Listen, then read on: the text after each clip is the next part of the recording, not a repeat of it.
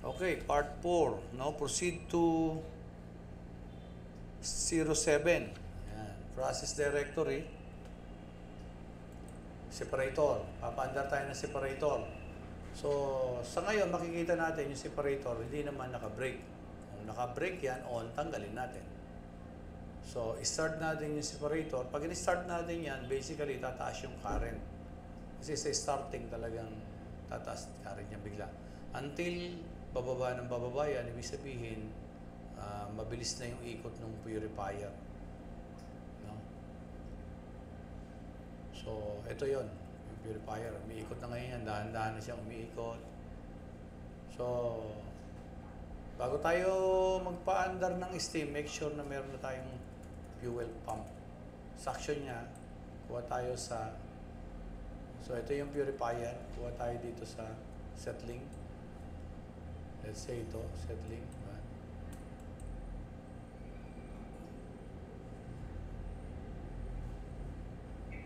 Ano sabi niya is line up HFO purifier number 2 fuel system from settling tank number 1 to service tank.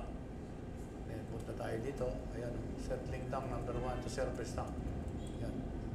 So ito ngayon yung service tank, di ba? Papasok dyan yung fuel. Papasok dito sa number 2. Lalabas dyan. So kaya kailangan bukas ito. Kung sarado, buksan natin. So balik tayo dito sa 007. Ito na. Pwede na tayo magpatakbo ng bomba. So, tatakbo dyan yung fuel. Sarado to. So, meron namang recirculation yan na relief valve. So, buksan natin ito ngayong flow control. Lagay natin at least 50. Pupunta ngayon dyan yung fuel. Iikot dito. Babalik lang dito sa 05. Yun. Ikot dito. Ikot-ikot siya.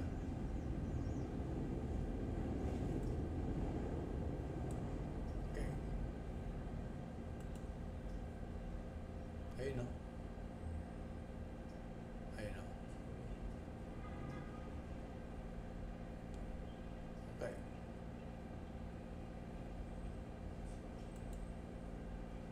So, hinihintay natin to. Waiting for speed. Ayun, wala na. Okay na. Ibig sabihin, okay na speed. So, pwede na tayo magbukas na steam. Steam. Hintayin lang natin uminit yung fuel ng 98. So, naka-manual, i-auto natin. So, magbubukas tayo ng expansion tank, operating water tank. Ito kasi pang-closing ito ng bowl. Bubuksan din natin to para ito sa dalawa na to. So, pag in-start natin yan, pwede naman. Kaya lang, hindi siya i-start. Iilaw yung temperature. Ayan.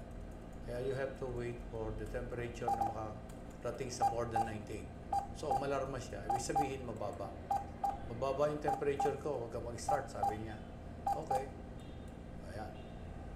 So, hintayin natin to hanggang wala yung ilaw na yan. That is the only time na may start na natin siya. So, ayan, nag-high level. So, ito, isara natin. Pero ito, hindi mo isasara. From time to time, titignan mo to, engineer, sa barko. Kasi ang barbula na to, rubber yan. Pag napunit yan, ataas yung sludge tank mo. Magkakaproblema ka. Saan na ba? Ayan, alam mo, pupunta sa sludge. 62. Ito, mapupuno ito. Kaya bilang third engineer, babalikan mo yan. Lagi mong titignan yan. Pag madalas ang alarma ng water transducer, ibig sabihin maraming tubig. Titingnan mo yan, baka may napunit na rubber yan. Okay? So, wala pa rin, ano?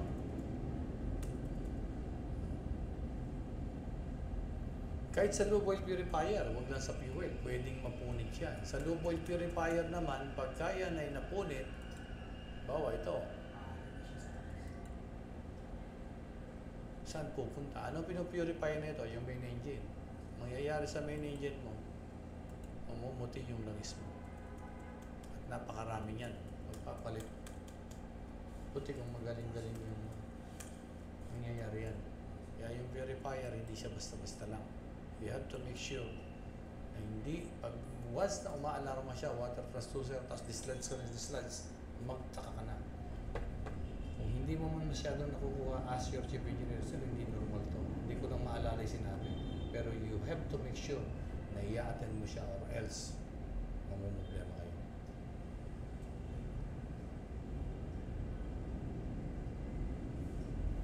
So, nawala na.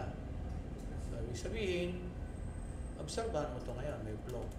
Sa barko, may flow rin yan na makikita mo, parang may flow meter.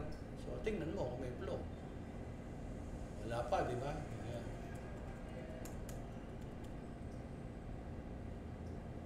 Huwag masyadong mataas yung back pressure, ha?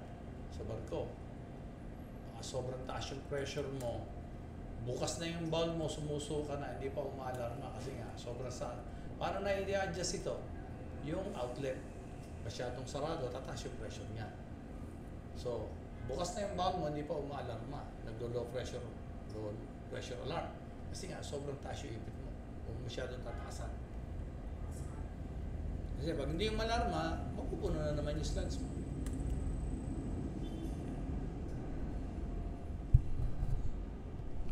So, ayan. So, okay na yung purifier. Sunod, sabi niya, proceed to 03. 03. Sabi niya, line up fuel oil transfer system from storage tank to any settling tank and refill the settling tank. Kargahan daw natin yung settling tank from any storage tank. Bakit? Kasi nga nagpo-purify tayo, let's say ito, kakargahan natin to. So, kargahan daw natin from ito. Kuha tayo dito, for example, yan, sa, ano to, forward. O, buksan mo yan. Yan. Tapos dito, yan.